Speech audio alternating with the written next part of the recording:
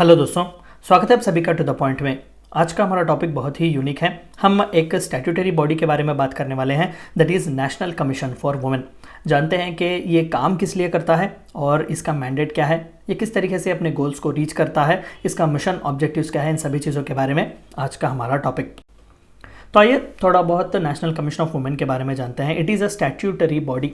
मैंने अपने कई वीडियोस में ऑलरेडी आपको कहा है कि कॉन्स्टिट्यूशन में डायरेक्ट रेफरेंस आपको मिले, जैसा कि इलेक्शन कमीशन ऑफ इंडिया या फिर union public service commission etcetera, ये सभी जो हैं कॉन्स्टिट्यूशनल बॉडीज़ हैं, ये अपने पावर्स डायरेक्टली कॉन्स्टिट्यूशन से लेते हैं।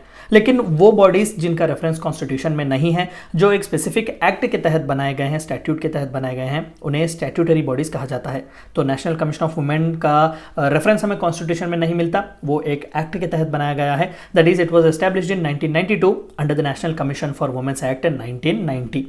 The commission will consist of one chairperson who is committed to the cause of women, 5 members from various fields and a member secretary। तो एक चेयरपर्सन होंगी, 5 मेंबर्स होंगे और एक सेक्रेटरी होंगी, मेंबर सेक्रेटरी, जो कि ऑलरेडी इस मेंबर में ही एक होंगी या फिर एडिशनल भी प्रोवाइड किया जा सकता है। तो ये ओवरऑल बॉडी है नेशनल कमीशन फॉर वुमेन की। All the members of the commission are nominated by the central government. तो बाकी के जितने भी इंपॉर्टेंट स्टैट्यूटरी बॉडीज हैं, जब हम NHRC की बात करते हैं, नेशनल ह्यूमन राइट्स कमीशन, या फिर national commission for SCs, STs, OBCs, यहाँ पर भी सेंट्रल गवर्नमेंट ही नॉमिनेट करती है। तो यहाँ पर भी चेयरमैन और मेंबर्स पूरे जो है वो सेंट्रल गवर्नमेंट नॉमिनेटेड होते हैं। Miss Rekha Sharma is current chairperson, आप पिक्चर देख सकते हैं। As of now national commission for women India की जो चेयरपर्सन है वो मिस रेखा शर्मा है, ये इनकी पिक्चर है।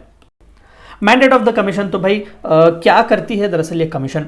Safeguard of rights of women granted by the constitution and law. जो कोई भी संविधान में राइट्स दिए गए हैं वुमेन को, देखिए जब हम वुमेन के राइट्स कहते हैं तो ऐसा नहीं है कि कोई इंडिविजुअल चैप्टर दिया गया है कॉन्स्टिट्यूशन में।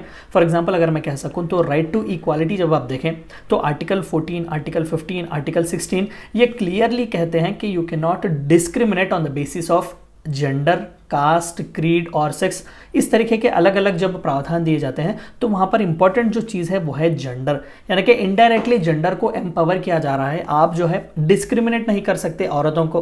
तो इस तरीके से कई ऐसे हमें प्रावधान देखने को मिलते हैं। और खासकर जब हम राइट अगेंस्ट एक्सप्लॉयटेशन की बात करते हैं तो वहाँ पर भी वुमेन को प्रोटेक्ट करने की बात की गई है। ऐसे कई हमें directive principles of state policy मिलेंगे जो कि इनडायरेक्टली वुमेन को एम्पावर करने की बात करते हैं। और खासकर 73rd और 74th कॉन्स्टिट्यूशनल अमेंडमेंट की बात करें तो लिटरली वहाँ पर 1/3 ऑफ द सीट्स जो है वो वुमेन के रिजर्वेशन के लिए दिए गए हैं। तो इस तरीके के राइट्स जो कोई भी कॉन्स्टिट्यूशन में है या फिर लॉस में है, उन्हें अपहोल्ड करना, उन्हें सेफगार्ड करना।